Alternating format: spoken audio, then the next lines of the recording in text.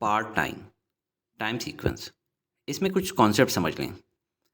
24 hours का one day होता है, 7 डेज़ का वीक होता है, जबकि 4+वीक जैसे कि 30 डेज होते हैं तो वो 1 मंथ होता है। 12 मंथ्स का 1 ईयर होता है, जबकि 365 डेज़ का नॉर्मल ईयर होता है। 366 डेज़ का लीप ईयर होता है, क्योंकि उसमें फरवरी में 29 डेज होते हैं, जबकि 100 ईयर्स को 1 सेंचुरी कहते हैं। अब हर महीने में कितने डेज हैं, उनको कैसे याद रखते हैं, इसके दो तरीके हैं। एक तो है जिंगल। 30 है दिन सितंबर के, अप्रैल जून नवंबर के, फरवरी के हैं 28, बाकी सबके 31। दोबारा पढ़ लूँ। 30 है दिन सितंबर के, अप्रैल जून नवंबर के, फरवरी के हैं 28, बाकी सबके 31। एक दूसरा मेथड है नक्कल मेथड, जिसमें आप नक्कल्स को देखें, दोनों को साथ रखें। तो पहला जो सबसे ऊपर की तरफ को उठा हुआ है वो ज़्यादा डेज़ वाला महीना है, जनवरी से स्टार्ट करें। अगला कम डेज़ वाला, तारी बात है फरवरी में 28 या 29 ही होते हैं। अगला ज़्यादा डेज़ वाला 31, अगला कम, अगला ज़्यादा, अगला कम, अगला ज़्यादा। यहाँ के बाद अगस्त का महीना फिर से ज़्यादा वाला है 31, और इस तरह एंड तक चले जाएं। तो इस तरह देखने से आपको नहीं भूलते डेज़। आगे बढ़ते हैं। हफ्ते में 7 दिन होते हैं। अगर मंडे 5 तारीख को है तो इसके अलावा 6 और डेज़ हैं, यानी नेक्स्ट मंडे को दोबारा आने के लिए 7 डेज़ लग जाएंगे। इसलिए अक्सर कैलेंडर्स ऐसे बनाए जाते हैं। 5 में 7 प्लस करें 12 आया, 12 में 7 प्लस करें 19 आया, 19 में भी 7 प्लस करें 26 आया। इसलिए टाइम सीक्वेंस के क्वेश्चंस के लिए आपको 7 का टेबल आना चाहिए। सिर्फ 10 तक नहीं, बल्कि एटलीस्ट 20 तक।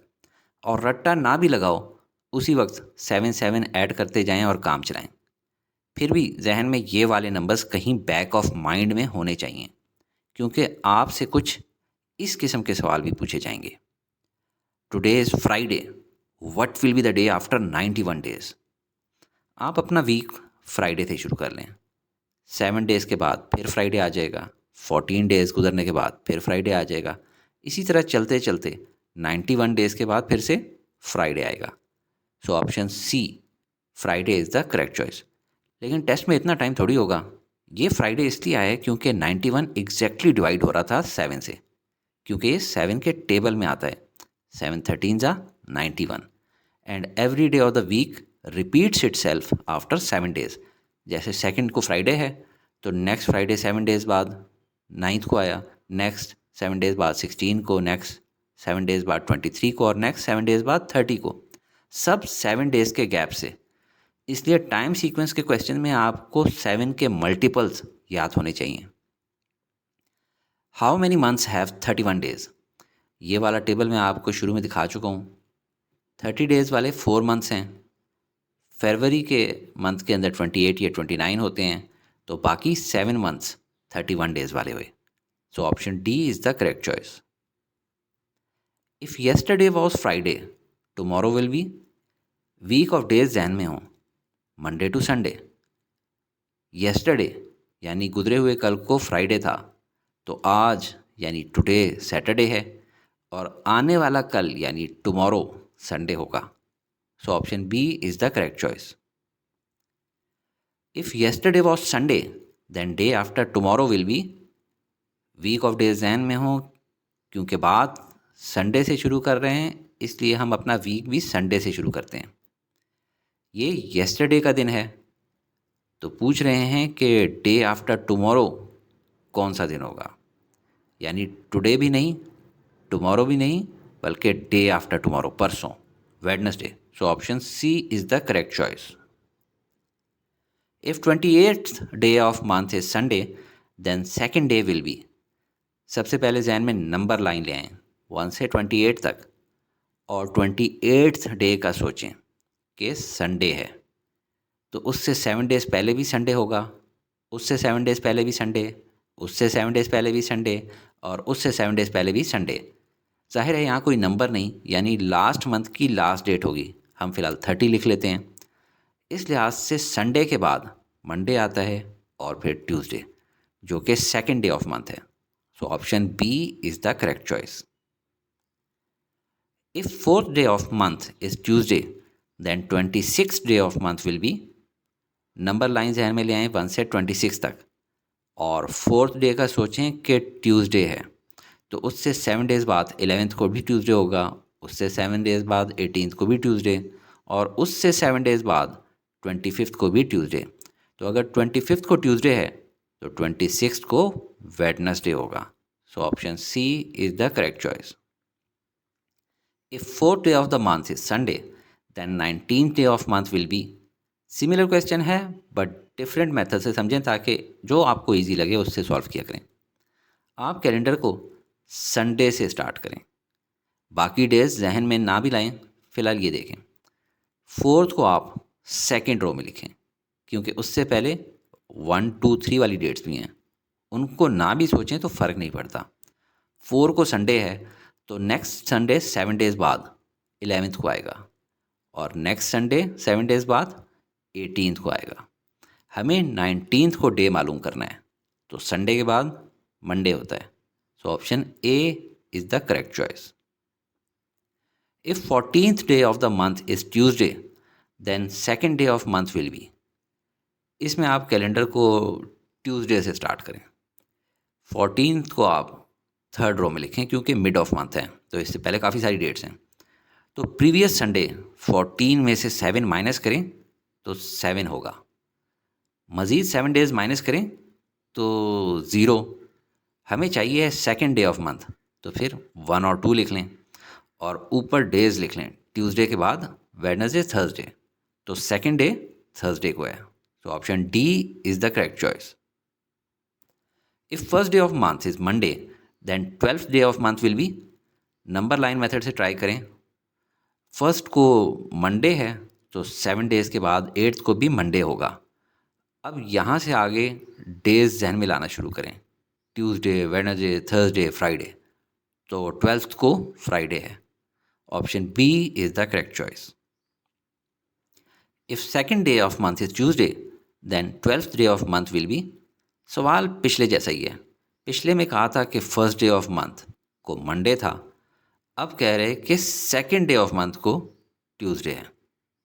कोई भी वीकडे 7 दिन बाद रिपीट होता है, तो नेक्स्ट ट्यूसडे को डेट होगी 9th। यहाँ से अगर 12th तक डे काउंट करें 10, 11, 12, तो 12th डे को फ्राइडे है। तो option B is the correct choice.